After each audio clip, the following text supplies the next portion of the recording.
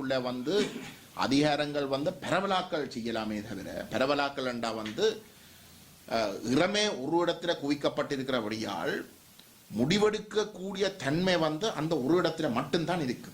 முடிவுகள் ஒரு இடத்துல எடுக்கப்பட்டு அதை நடைமுறைப்படுத்துறதுக்கு வந்து தாங்களாகவே அந்த அந்த அந்த தலைமை அந்த முடிவெடுக்கிற மையம் முடிவெடுத்து அந்த நடைமுறைக்கு மட்டும்தான் ஒரு சில இடங்களுக்கு வந்து விட்டு கொடுப்பார்கள். பிரித்தானியாவில் வந்து உண்மையிலே வந்து பிரித்தானியாவுடைய சட்ட ரீதியாக பார்த்தால் பிரித்தானியாவுடைய கொமன் ஹவுஸ் ஆஃப் காமன்ஸ் பாராளுமன்றம் தான் இறமையை கொண்டிருக்கின்றது.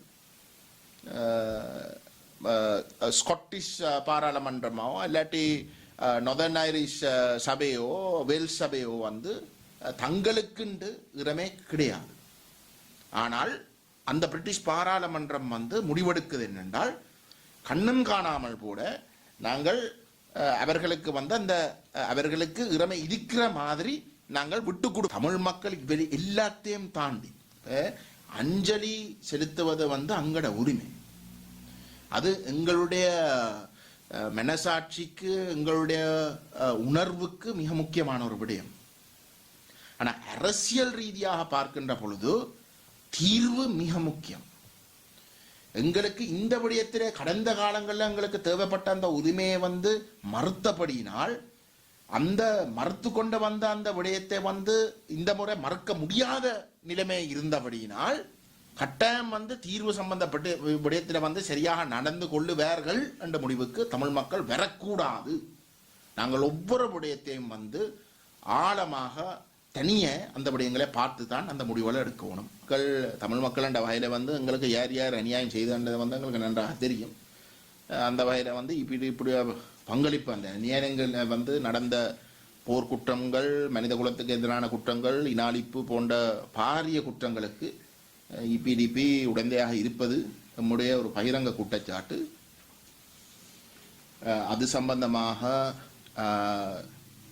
மக்களுக்கு ஒரு சில விடயங்களை மிக தெளிவாக சுட்டிக்காட்ட வேண்டிய கடப்பாடு நமக்கு இருக்கின்றது. ஏனென்றால் அவர் குறிப்பிட்ட கருத்துகள் நடைமுறையில் வந்தால் பாரதூரமான விளைவுகளும் தமிழ் மக்களை பொறுத்தவரையிலே இருக்க போகின்றன. நேற்று சுமந்திரன் வந்து உத்தியோகபூர்வமாக அதுவும் வெளிவிவகார அமைச்சுடைய விவாதத்தில் கலந்து கொள்வது என்றது இந்த அரசியலமைப்பு உருவாக்கம் என்றதும் நல்லிணக்கம் என்றதும் பொறுப்புக்கூறல் என்றதும் இந்த மூன்று மிக முக்கியமான விடயங்கள் தமிழரை பொறுத்தவரையிலே இந்த வெளிவிவகார அமைச்சின் பொறுப்பில் தான் வருகின்றது. அப்ப அந்த அடிப்படையில் தான் அவருடைய அந்த கருத்து அங்க முக்கியம் பெறுகின்றது. அவர் மிக தெளிவாக கூறுகின்றார், தமிழ் மக்கள் தங்களுடைய இறமையை கோரவில்லை என்று, இறமையை பகிர வேணும் என்ற கூட தமிழ் தேசிய கூட்டமைப்பு கேட்கவில்லை என்ற விடயத்தை மிகவும் ஆணித்தரமாக வந்து அந்த அவருடைய பேச்சிலே அவர் பதிவு செய்கிறார். அதில் மேலதிகமாக சென்று அவர் சொல்றார், இறமையை பகிர்ந்து கொள்ளலாம், அதில் எந்த விதமான பிரச்சனையும் இல்லை, அப்படி இருக்கவும் நாங்கள் அதை கூறவில்லை என்றதை தான் சொல்றார். இது மிக முக்கியம்.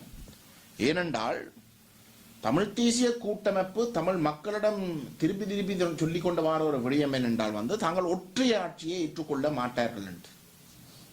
ஆனால் இந்த சொற்கள் ஒன்றும் பாவிக்க கூடாது, ஒற்றையாட்சி சமஷ்டி இதழ் ஒன்றும் பாவிக்க கூடாது. ஆனால் தமிழ் மக்கள் தமிழ் தேசிய கூட்டமைப்பு ஒற்றையாட்சியை ஒருபோதிலும் ஏற்றுக்கொள்ளாது. ஒற்றையாட்சிக்கும் சமஷ்டிக்கும் இருக்கிற வித்தியாசம் என்னென்றால் ஒற்றையாட்சியிலே இறமை என்றது பகிரப்படாமல் ஒரு இடத்திலே குவிஞ்சிருக்கும். ஒற்றை ஒன்று ஒரு இடம். சமஷ்டியிலே இருக்கிற ஒற்றையாட்சிக்கும் இருக்கிற வித்தியாசம் என்னென்றால் சமஷ்டி ஆட்சி முறையில் வந்து இறமை பல பல மையங்களிலே தங்கி இருக்கலாம். ஒரு இடத்துல மட்டும்தான் இறமை குவிக்கப்பட்டிருக்காது. ஆனால் சுமந்திரன் ஒற்றையாட்சியை தாங்கள் ஏற்றுக்கொள்ள இல்லை என்று சொன்னாலும் கூட நடைமுறையில இறமையை பகிர்ந்தளிக்க சொல்லி தாங்கள் கேட்கவில்லை என்று சொல்வதின் ஊடாக சட்ட ரீதியாக மிக தெளிவான ஒரு வாக்குறுதியை அரசாங்கத்துக்கும் ஸ்ரீலங்கா பாராளுமன்றத்துக்கும் கொடுக்கிறார் என்னென்றால், பேரிலே இல்லாவிட்டாலும் நாங்கள் ஒற்றையாட்சிக்கு முழுமையாக இணங்க தயார். அதுதான் இந்த பேச்சின் மிக முக்கியமான அம்சமாக நாங்கள் கருத வேணும்.